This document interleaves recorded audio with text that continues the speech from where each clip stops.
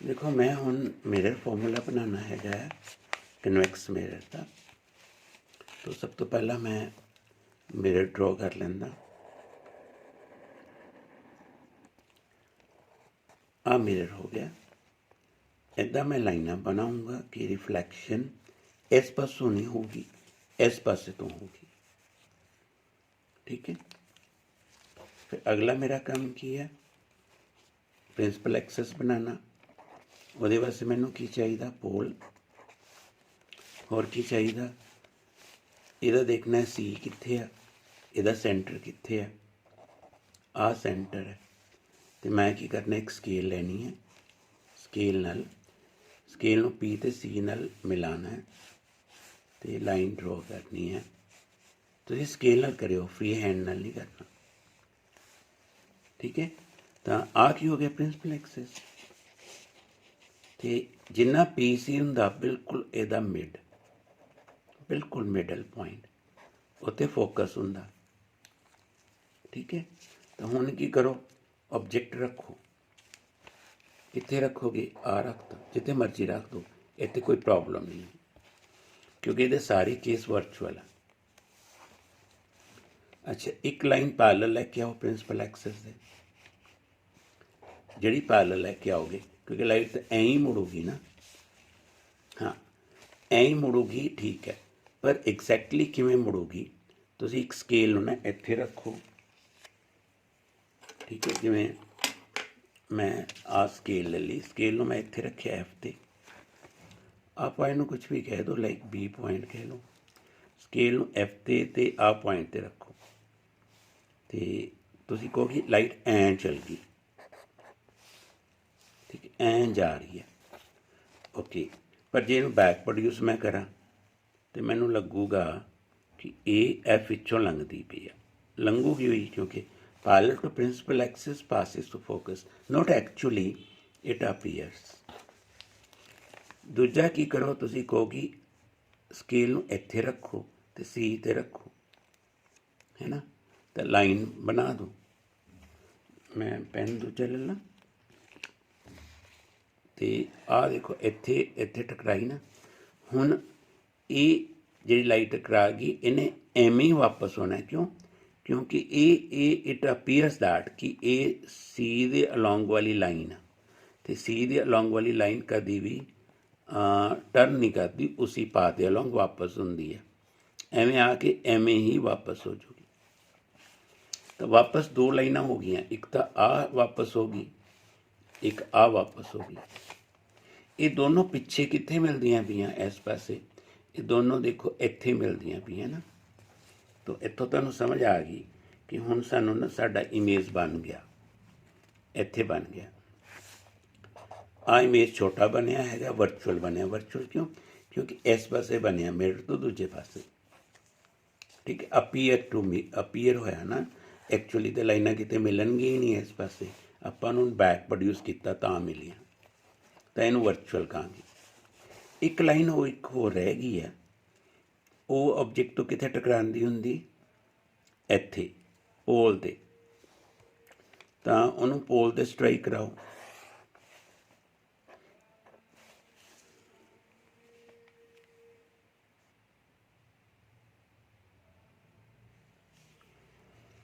ਅੱਛਾ, ਜਿਹਨੂੰ ਤੁਸੀਂ ਪੋਲ 'ਤੇ ਸਟਰਾਈਕ ਕਰਾਓਗੇ ਉਹ ਵੀ ਤਾਂ ਮੁੜੂਗੀ ਨਾ। ਹਾਂ, ਉਹਨੇ ਡੈਫੀਨੇਟਲੀ ਐਵੇਂ ਮੁੜਨਾ। ਪਰ ਬੈਟਰ ਹੈ ਤੁਸੀਂ ਨਾ ਇਸ ਪੁਆਇੰਟ ਨੂੰ ਇਹਦੇ ਹੈਡ ਨਾਲ ਮਿਲਾਓ।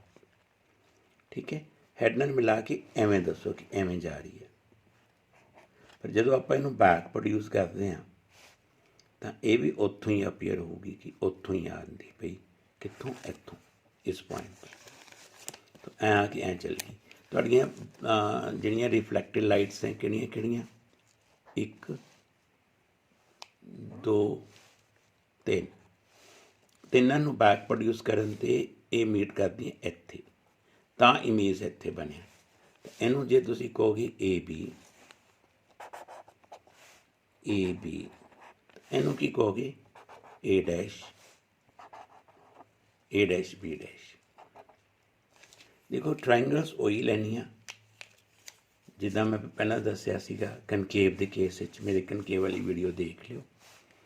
देखो अल्फाबैट्स याद है कनकेव मिरर के केस मैं दसे सी ABC अल्फाबैट्स इंग्लिश के, दूजी A-B-C। पहले दो ट्रायंगल आ लैनिया होंगी, दूजी वाली लैनिया होंगी AB तो ऊँ ही हैगा, इत्थे P आ जाता ABP A-B-P।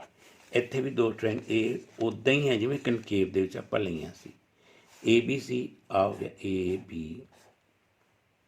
ABC पॉइंट कित्थे आ, C पॉइंट A आ ट्रायंगल हो गई ना, आ सारी वड्डी सारी ट्रायंगल।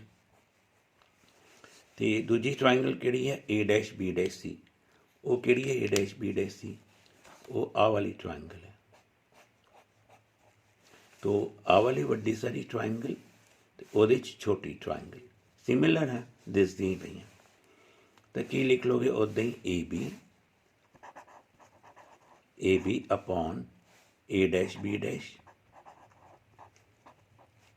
इज इक्वल्स टू, फिर B तो लैके C तक का डिस्टेंस वड्डी ट्रायंगल का है ना ये, तो छोटी ट्रायंगल का की हैगा, यदा हो गया BC, अदा की हो गया CB'।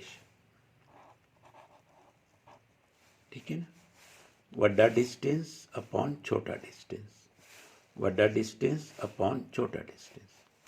दूजी वाली ट्रायंगल किहड़ी लैनी है, फिर चलो यदा हो गया ABP, एक आ ट्रायंगल हो गई हम ABP, फिर कि A-B' आ वाली, ये तुसीं उदा ही लिख लो AB upon A-B' is equals to PB upon PB'। ठीक है, वड्डी साइड अपॉन छोटी साइड, वड्डी साइड अपॉन छोटी साइड, तो रेशो बराबर होगी। हुण this equals to this, that mean this equals to this. तो आपने कुल क्या आ गया BC upon CB', PB upon PB'। देखो ये रिजल्ट्स वही हैं ਜਿਹੜੇ कनकेव ਦੇ ਵਿੱਚ ਸੀਗੇ, कनकेव च भी उदा ही से ना PB upon PB', CB upon B'। तो CB upon CB', CB upon B', तो CB upon CB' equals to PB upon PB'। So PB upon same इत्थे तक उदा ही आंदा जिवें कनकेव विच है। हुण की कहना है, तुसीं कहना सारे डिस्टेंस आपां पोल तो लिखने, आ तो ठीक है पोल तो ही आ भी पोल तो है, P पहला है ना, पर यह पोल तो नहीं हैगा, इनू पोल तो बना लो। किवें बनाओगे, इत्थे BC है, B तो लैके C तक, इनू पोल तो बनाओगे, तुसीं कहोगे PC is sorry BC is PB plus PC, तो इन्हों लिख लोगे PB प्लस PC। ठीक है, PB प्लस PC। तो CB' नूं किवें लिखोगे, CB' आ सीगा है ना, इनू पोल तो लिखो, इनू लिखोगे PC माइनस PC विचों ना माइनस की करोगे कि आ डिस्टेंस आ जाए, PC विचों आ डिस्टेंस माइनस कर दो PB', बस सारे डिस्टेंस पोल तो बन गए। ठीक है, हुण आपां इनू नहीं लिखते, दिस इक्वल्स टू दिस हो गया।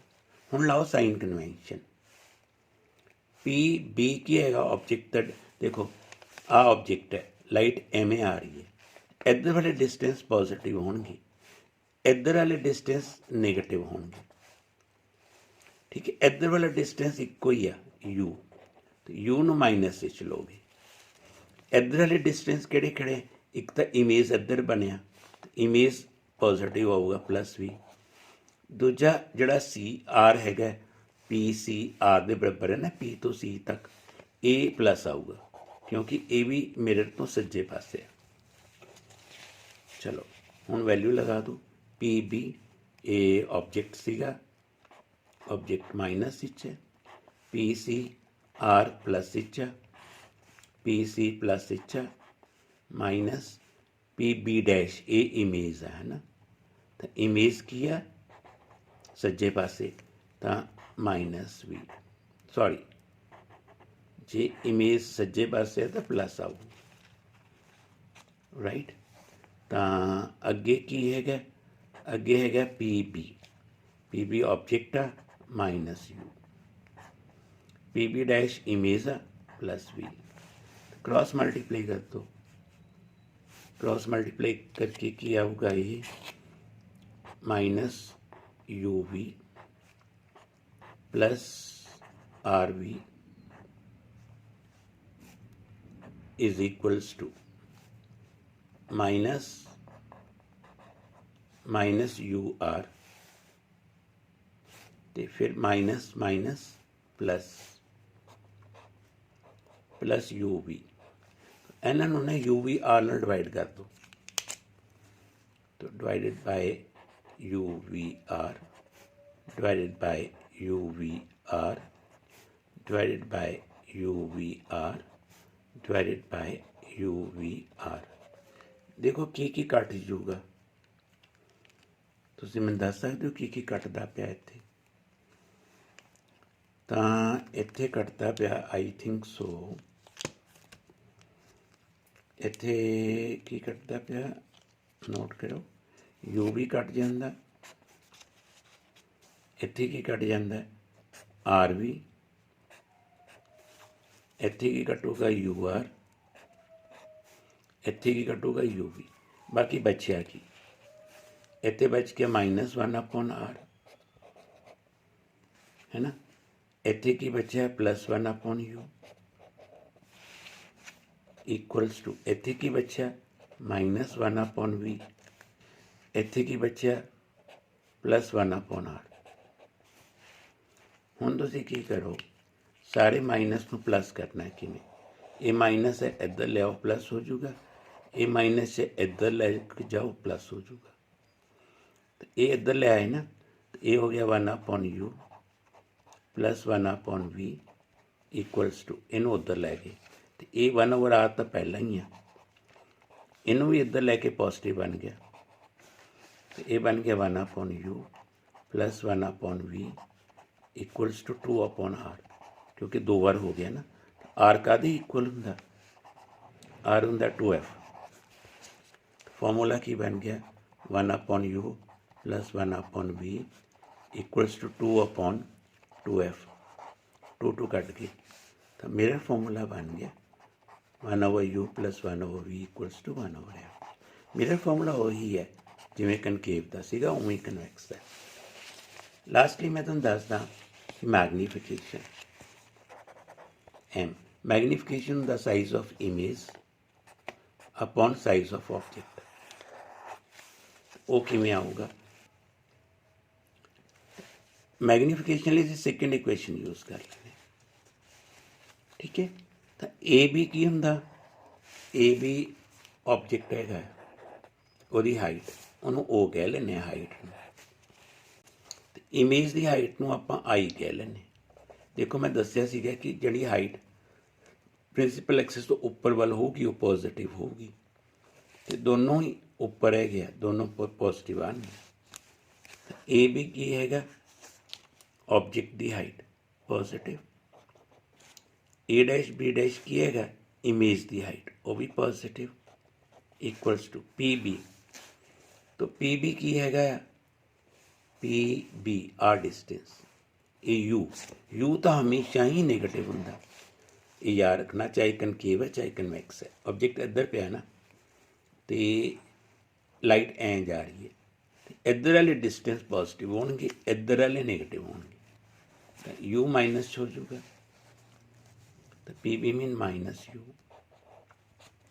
पी बी डैश की है P B dash A V है प्लस एच, इन्हों उल्टा दो, ये बन जाएगा I upon O equals to V upon U. With minus sign. I upon O ਨੂੰ ਕੀ ਕਹਿੰਦੇ ਆ? मैगनीफिकेशन। मैगनीफिकेशन ਦਾ ਫਾਰਮੂਲਾ ਕੀ ਬਣ ਗਿਆ? Minus v upon u। ਇਹ ਉਹੀ ਫਾਰਮੂਲਾ ਜਿਹੜਾ ਕਨਕੇਵ ਦਾ ਸੀਗਾ, ਠੀਕ ਹੈ। ਚਾਹੇ ਕਨਕੇਵ ਵਿੱਚ ਇਮੇਜ ਰੀਅਲ ਹੈ ਚਾਹੇ ਵਰਚੁਅਲ ਹੈ, ਫਾਰਮੂਲਾ ਉੱਥੇ ਵੀ ਇਹੀ ਸੀ। ਕਨਵੈਕਸ ਦਾ ਤਾਂ ਹਮੇਸ਼ਾ ਹੀ ਵਰਚੁਅਲ ਇਮੇਜ ਹੁੰਦਾ, ਫਾਰਮੂਲਾ ਇੱਥੇ ਵੀ ਮੈਗਨੀਫਿਕੇਸ਼ਨ ਦਾ ਉਹੀ ਹੈ। ਮਤਲਬ ਮਿਰਰ ਫਾਰਮੂਲਾ ਅਤੇ ਮੈਗਨੀਫਿਕੇਸ਼ਨ ਦਾ ਫਾਰਮੂਲਾ ਇਹ ਨਹੀਂ ਬਦਲਦਾ, ਸਾਰੇ ਮਿਰਰਸ ਦੇ ਵਿੱਚ ਸਾਰੇ ਕੇਸਿਸ ਵਿੱਚ ਉਹੀ ਹੈ।